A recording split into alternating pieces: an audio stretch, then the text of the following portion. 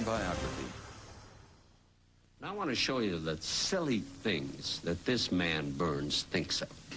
How he can think of these things, I don't know. He's a half a block ahead of me. Can I get up and do this? A half a block ahead of me. Now, I'm way behind. And George, and you know the homes that they have in the side streets of London, they always have, like, basements. You know, where you look down. The basement. So George is walking ahead of me, and suddenly, a half a block, I see him stop at a house and do this and look down the basement. And he stood like that, looking down the basement. And I looked at him from a distance. Now he walks to the next house. And he looks down the basement again. And the third house, and he looks down, never looks back at me, just looks at the basement. So when I got to the first house,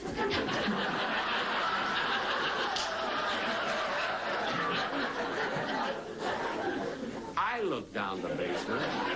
There was nothing there. It was pitch black.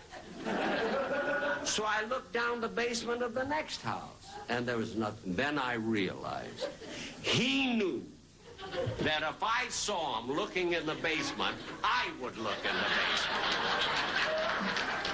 So when we got to the hotel, I said to him, George Burns, for heaven's sakes, that was a silly gag. Why would you keep looking down the basement?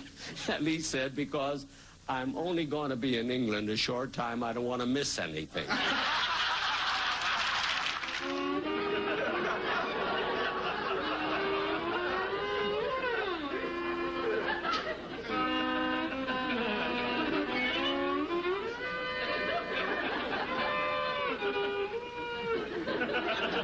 Rochester, what are you doing? I'm setting the clock back to 5:40. Didn't have a headache then.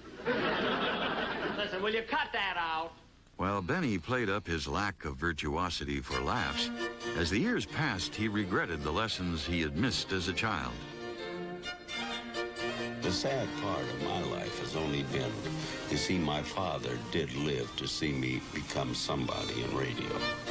My mother never did. My mother died before I had reached any of importance. And she was disappointed because she expected me to be a violin soloist, you know. At 60, Jack Benny began taking violin lessons. This time, he wasn't fooling around. On a violin, you have to hear it because your finger is sliding, and you have to hear when you're right on the note and you're not in a crack, you know, or a little sharp or a little flat. My father couldn't hear it, and this was the big problem. I would go in and practice with him. He would play a scale, and I would say, stop, that note was a little sharp. And he'd say, no, it wasn't. He couldn't hear it. And he would play his fiddle alone for hours in his bedroom, and he was very sad, you see, that he couldn't be a great violinist.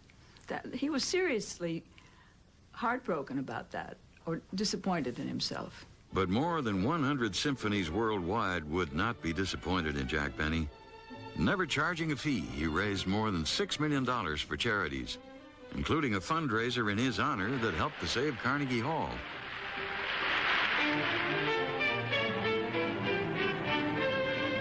I was his agent. I went around and got orchestras to engage him to do his act.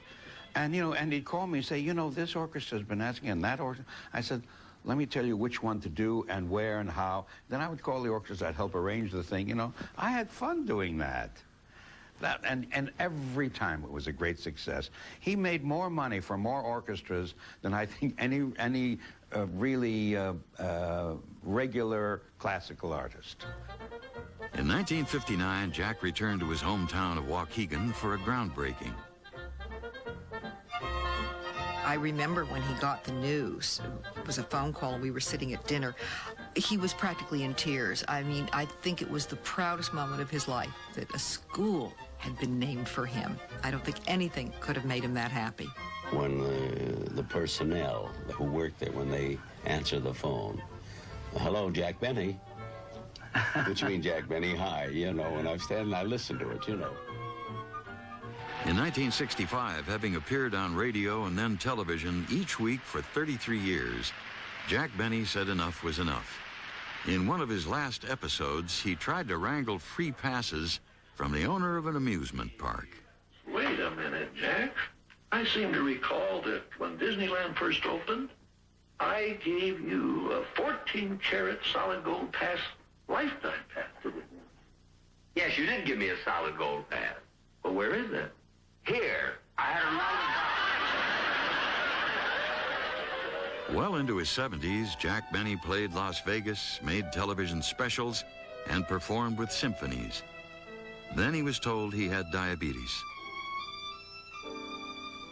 Well, one time, as he grew older, he was taking me out to lunch, and just like a little kid, he came dancing up the steps of the thing. He says, "They finally found something." He says, "I've got diabetes."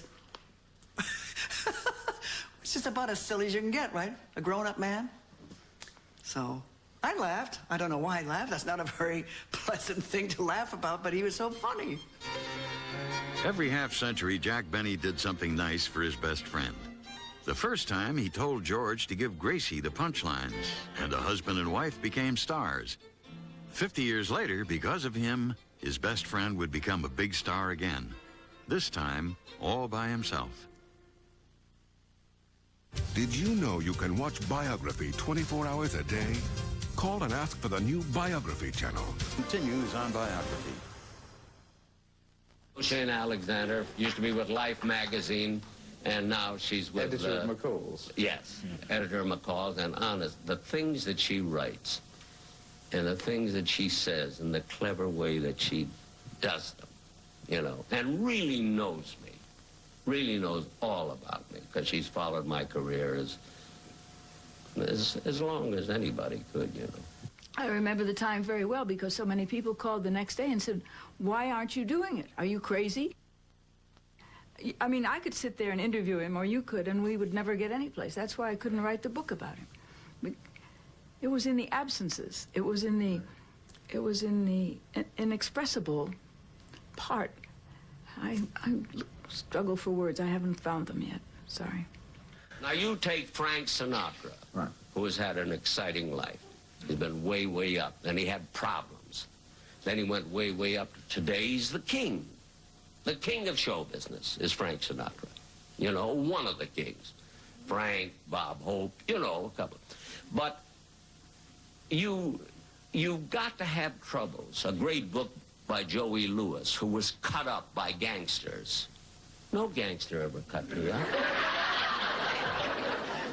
You know, nothing happened to me. I have really not had that kind of an exciting life. In 1964, Gracie Allen died, and George Burns went into a long depression. His career stopped for nearly a decade.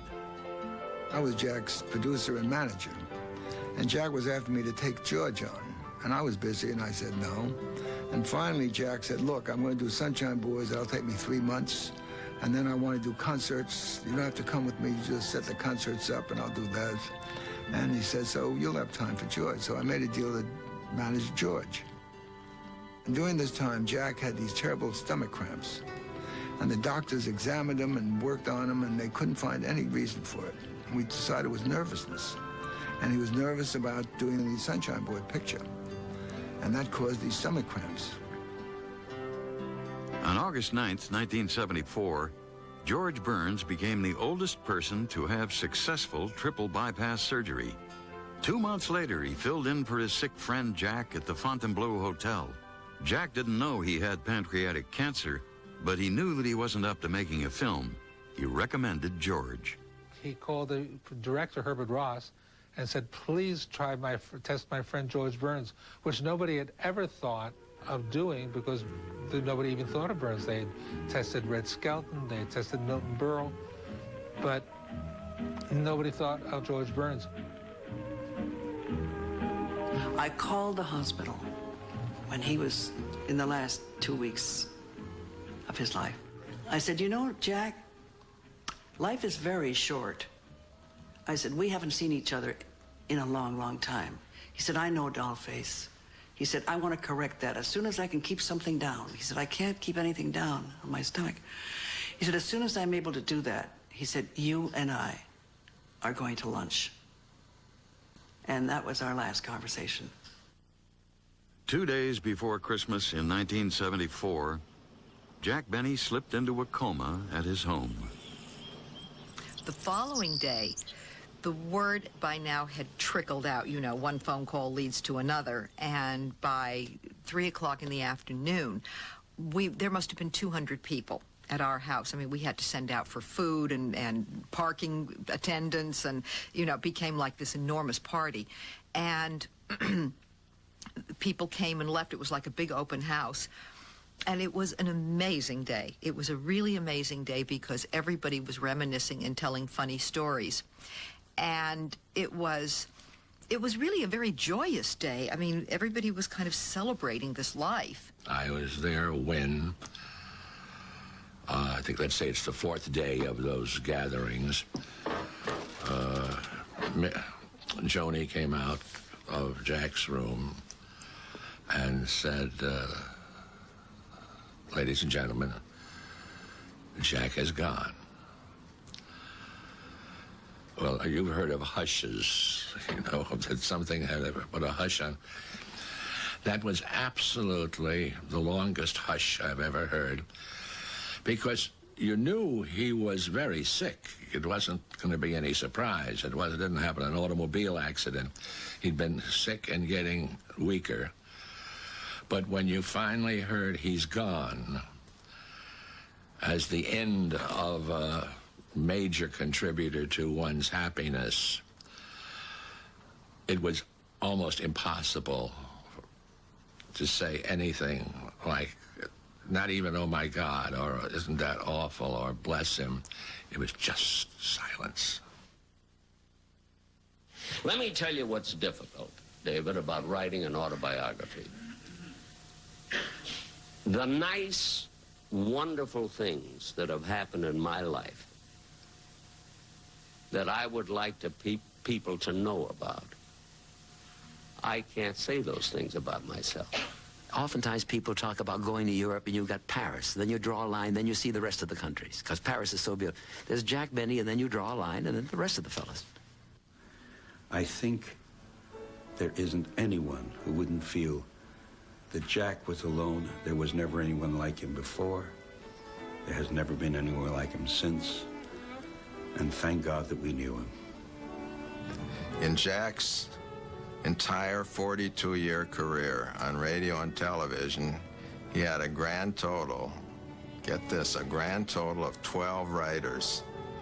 I mean, there were other comedians that went through that many writers in a year. And I think that says more about Jack Benny, that statistic, than, you know, dozens of glowing adjectives. Jack Benny, when he passed away, he was 80 years old. When he laughed, he used to fall on the floor. I'd say Jack Benny was on the floor 73 years out of the 80. When I used to meet him the last couple of years, I'd say, hello, Jack. He says, wait, let me lie down on the floor. I'm too old to fall. Good night, folks. This is the National Broadcasting Company.